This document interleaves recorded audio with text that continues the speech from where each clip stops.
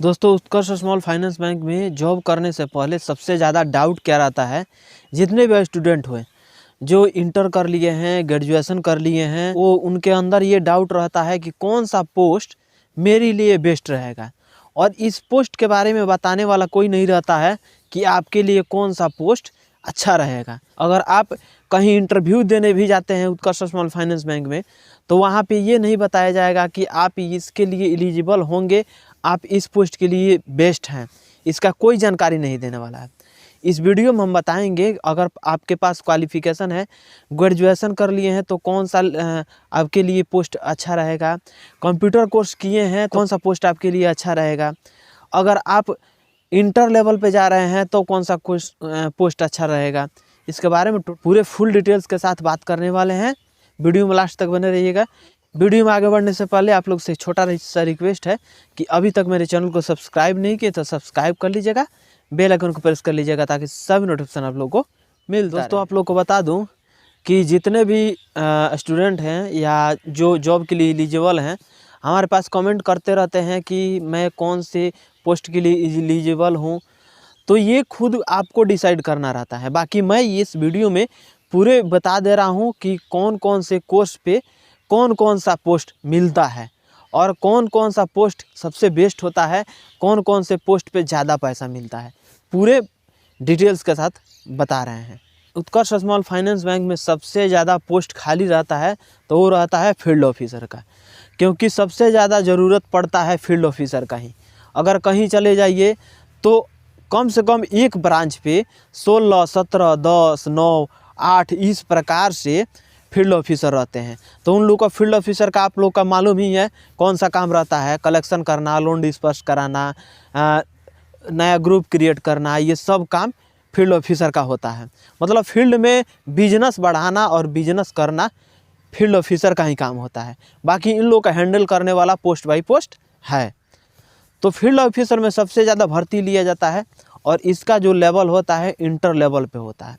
Inter level पे होता है, इसमें कंप्यूटर कोर्स और सब डिग्री नहीं चाहिए, इंटर 10th 12th होना चाहिए, इतना पे भर्ती हो जाता है और आप ज्वाइनिंग करके ड्यूटी कर सकते हैं।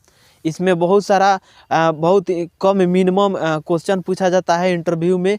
इंटरव्यू में आपको मौखिक और प्लस में आपका रिटन, दोनों इंटरव्यू और रिटन दोनों एक साथ होता है। जहाँ इंटरव्यू देने जाइएगा उसी टाइम में 15 नंबर का आपका क्वेश्चन मिलेगा, उसको बना करके देना रहता है। बाकी इतना ही रहता है प्रोसेस और इंटर लेवल पे भर्ती होता है। अगर आप ग्रेजुएशन कर लिए हैं, आपके पास कंप्यूटर कोर्स है, ग्रेजुएशन के साथ साथ कंप्यूटर कोर्स कंपलसरी रहना चाहिए, तब जा कर के आप CSO के लिए आप एलिजिबल हैं। अगर आप पहली बार जाते हैं तो इसमें TCSO ट्रेनिंग पीरियड में जब आप रहते हैं तो TCSO बोला जाता है। तो ट्रेनिंग पीरियड में आप TCSO के लिए अगर भर्ती कराना चाहते हैं, अपना इंटरव्यू देना चाहते हैं, तो उसमें आपको ग्रेजुएशन और प्लस में कंप्यूटर चाहिए। कंप्यूटर कोर्स DCA का हो या ADCA का हो, दोनों चलेगा।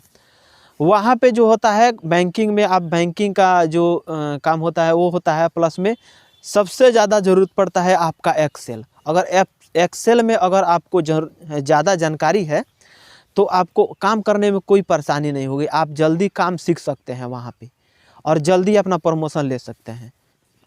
फील्ड ऑफिसर का जो सैलरी रहता है उसमें उन लोग का 12,000 से स्टार्टिंग रहता है और उसमें इंसेंटिव भी रहता है। उन लोग का यही खासियत है और फ़ायदा है कि फील्ड में जितना बिजनेस करेंगे, जितना लोन बांटेंगे, उसके हिसाब से उन लोग को पैसा मिलता है इंसेंटिव के तौर पे। बहुत सारा इंसेंटिव है, उत्कर्ष सबसे ज़्यादा इंसेंटिव देता है मेरे हिसाब से।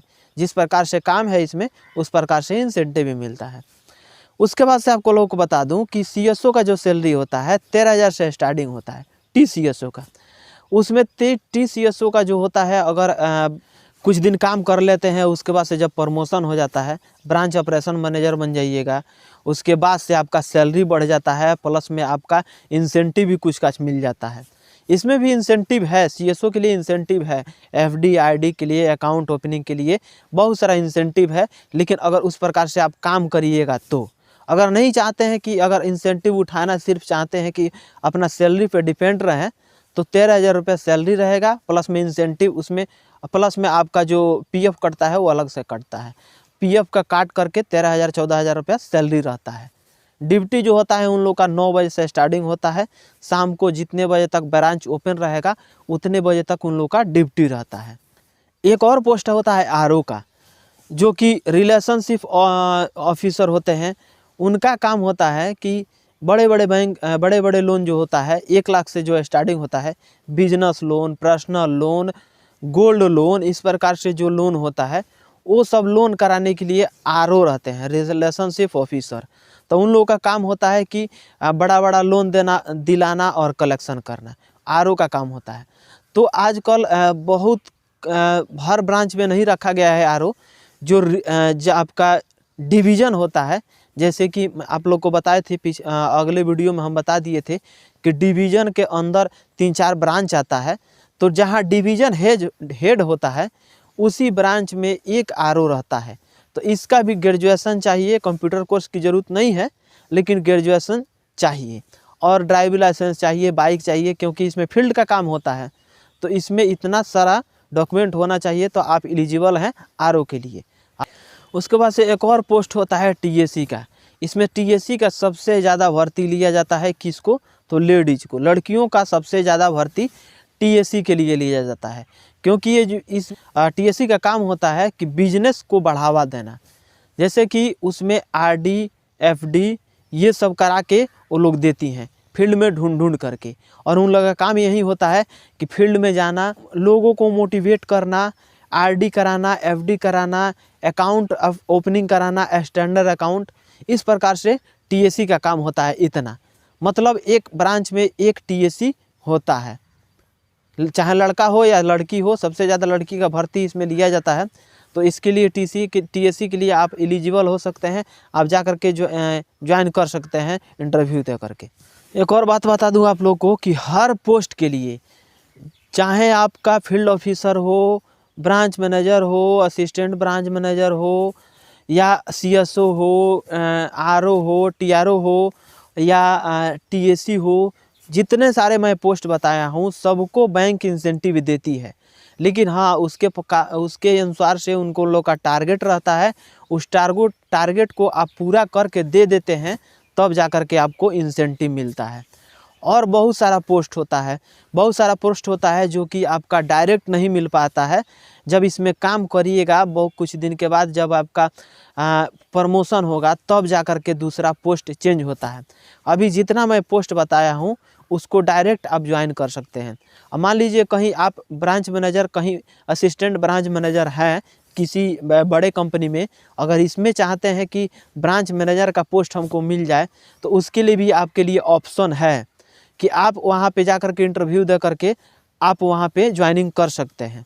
बाकी जो जानकारी मैं जितना जानकारी देना था उतना जानकारी आप लोग को बीच में मैं शेयर कर दिया हूँ। आगे जो अगर जानकारी आप लोग को चाहिए तो कमेंट बॉक्स में कमेंट करके हमसे पूछ सकते हैं। मैं पूरी कोशिश करता हूँ कि हर एक कमेंट का जवाब दूँ और देता भी हूँ। तो ये वीडियो कैसा लगा कमेंट बॉक्स में कमेंट करके ज़रूर बताइएगा। दोस्तों के पास शेयर कर दीजिएगा, एक लाइक कर दीजिएगा, सब्सक्राइब करके ही जाइएगा। मिलेंगे नेक्स्ट वीडियो में। आज के लिए बस इतना ही। जय हिंद।